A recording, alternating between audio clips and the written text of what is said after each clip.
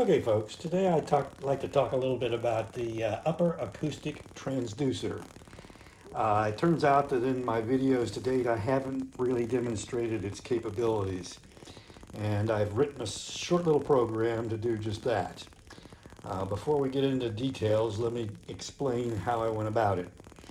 If you think about the compass heading of this transducer, let's call that 0, and we go around the compass in that direction. What you're seeing is on my graphic here, 0, and we go around the compass thusly. The next thing the program does is each one of these 15-degree segments, it goes and tries to do a little bar chart.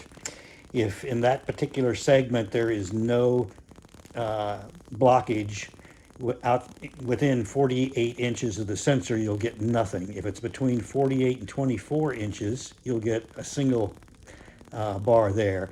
If it's inside 24 inches, you'll get a double bar there, and you can see some double bars and single bars over there now. So 7 displays isn't enough to get all the way around the compass, so basically the back half of the sensor here, I've all mapped over into this one block. Now, let me explain what you're actually seeing over here. You can see interference here and here.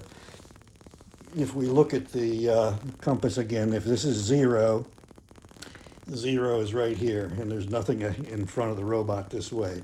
But starting about here, I've got a table, and that table exists all the way around to here. And then I've got a wall, if you will, behind me, behind the robot. The wall can be seen to about here. And then I've got a tripod with 3 legs that are pretty close to about here.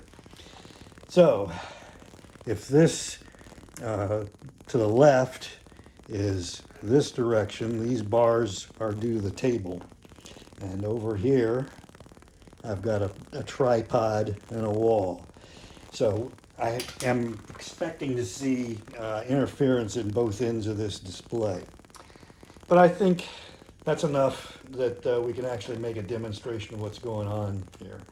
If I were to put my hand, for example, in the front of this robot, I would expect to see things fill in the middle. But let's see if we can actually, there you go, that's a good shot. And if I pull my hand out, it should clean back up. The time constant here is probably in excess of 2 seconds because it takes time for the mirror to go around, and I think I averaged a couple. So don't expect anything to happen real fast. Now, if I were to put my hand to the right a little bit, I would expect that to show up over here, and it did. Let me pull it out, make sure it goes away. There you go. And if I put my hand over here, I would again see something over here. And pull it away, and pull it away. Okay, so that's a demonstration of how the upper sonar sensor works, sonar A. And it's actually possible to map a room with this acoustic transducer so that you can see with fairly good resolution where every obstruction in the room is. I've written programs that use both the upper sonar A and the sonar B down on the base to walk around the room and not hit anything. Let's see, I think that's about it. And that will conclude the demonstration of Sonar A.